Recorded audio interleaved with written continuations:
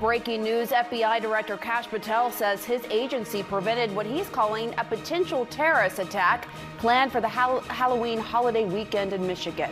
Let's go live now to our Bryn Gingras. Bryn, we've learned that multiple people have been arrested. What else do we know here?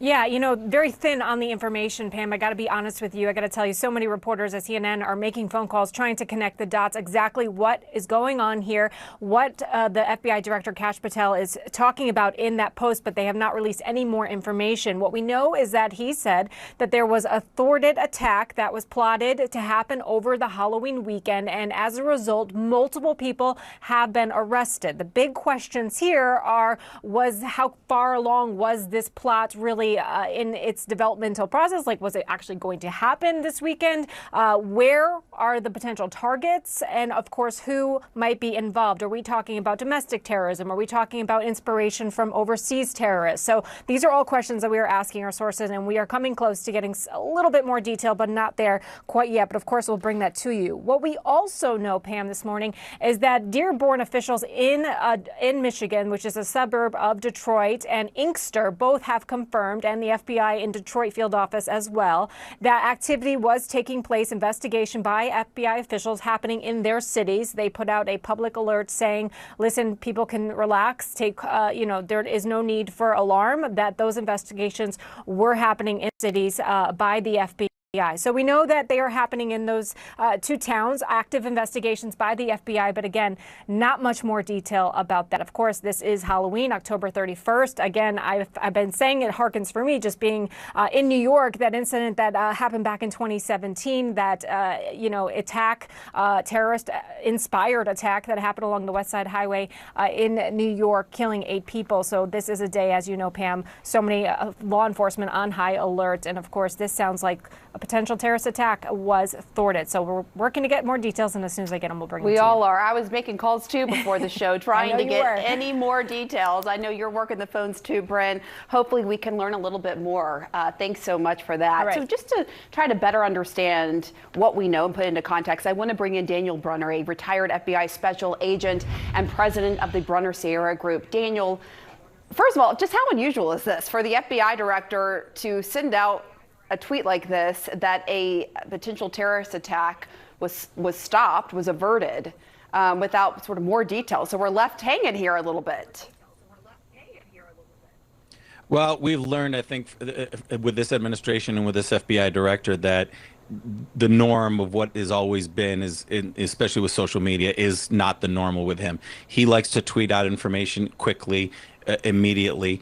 Listen, to one extreme, I understand it brings, a understanding of what is happening, because there's a lot of FBI agents probably working right now near the site where this alleged incident occurred. So there's going to be a lot of questions. So in the lack of, having answers, he put it out there. Now, normally the public affairs office for the Detroit office will typically put something out, or the public affairs office for FBI headquarters. But normally the FBI director doesn't tweet information. We've already learned sometimes they can get himself in trouble where he puts out information that isn't exactly accurate. So now we're not seeing evidence, we're not seeing information as to what this incident occurred, but we're seeing some incidents of individuals, and obviously Dearborn Police Department putting out information to their locals, letting them know that they are handling a situation. Yeah. So what is going on, do you think, behind the scenes right now with the FBI? Because you have this, and we're waiting to learn more, but also just the overall heightened security posture around an event like Halloween. Well, especially around events like this, we always stood up a minimized command post in Newark to be prepared for a situation, to immediately bring in all the resources needed to incident command. This was, if this was done normally, you have a 6 a.m. operation done in Michigan, which means that this was an investigation that was occurring. This was an imminent incident that was suddenly probably given to them as a tip last night. So this was probably a planned operation at 6 a.m. And this is typically what they want to do in an FBI investigation, is they want to get as much information and evidence against the individuals that are conducting this alleged attack, and to almost to the point where they're about to conduct the attack. So if they're planning it, they don't want to get it too early, because that'll not be enough evidence. But if they're planning it and getting everything ready, if there were undercover agents, they're gathering evidence. If there was electronic surveillance, they're gathering all the conversations. So there's a lot of data coming in, and I'm sure that we're going to get more information once a press conference is held later today. And tell us more about just the timing of this Halloween. I know a lot of parents are looking at this and thinking, well, we're going to go trick-or-treating tonight with our family. Should we be on heightened alert? What do you make of the timing? Well, I think that anytime, we're out with our family, especially events like this that are large gatherings of people, groups of people, you should undoubtedly be a little bit more aware of your surroundings. People that are completely enclosed and not paying attention to their surroundings, that's it adds a little bit more danger. But events like this, where there are large gatherings of people, I don't think anybody should not go because they feel afraid. I don't think anybody should change their way. The FBI, local police departments, state officials, they're all working really hard, and they're aware of these large events. Thanksgiving, Christmas, we're coming up on a lot of different times where they are large gatherings of people. So keeping yourself aware of your situation, listening to law enforcement, and having a plan to be prepared to get out of a situation. Think about that. When you go to an event, don't put yourself in a corner. If you know you're going to be like, okay, if a situation happens, let's go this way, let's go to the left, listen to law enforcement, listen to your federal authorities. That'll be the best way. Sad you even have to think about that, but in this day and age, you do. Daniel Brunner, thank you so much. Appreciate you coming on. I want to bring in Andrew McCabe, CNN senior law enforcement analyst and former deputy director of the FBI, to better understand this. What is your reaction to this news, and what does ISIS-inspired suggest to you, Andy?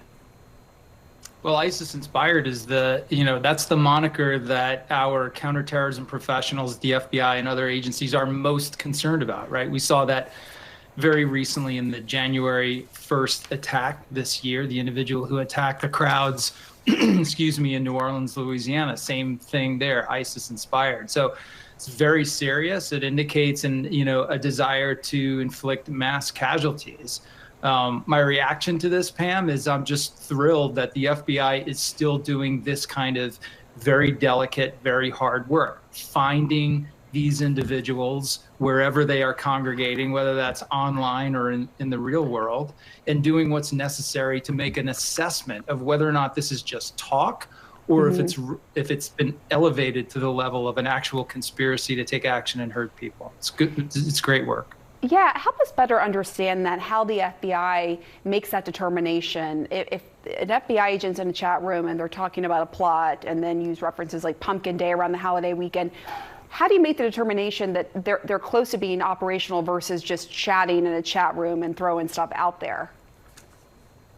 Sure. So I think it's important to note that the FBI investigates individuals. They don't investigate locations, either online locations, chat rooms, or other physical places. So when your investigation of people takes you into one of these, it enables you to establish like a surveillance or an intelligence collection opportunity in one of these chats, then the focus becomes on 2 points. It's intent and capability. So you're listening to that chat.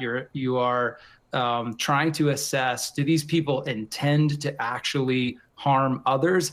And do they have the capability to do so? So you're looking for mentions of things like preparation, like the acquisition of weapons or of precursor chemicals. Now, we don't know what they had in this situation, but I'm just speaking hypothetically. Those are the sorts of things that you look for.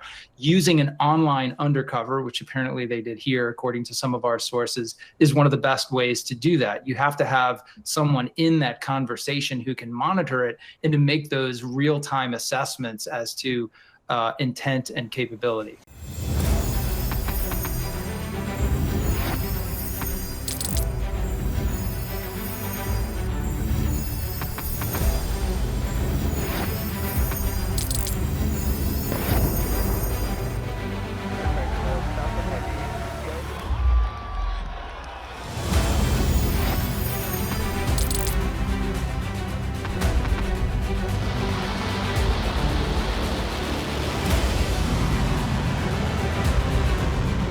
fighting so long and so hard that they don't know what the they're doing.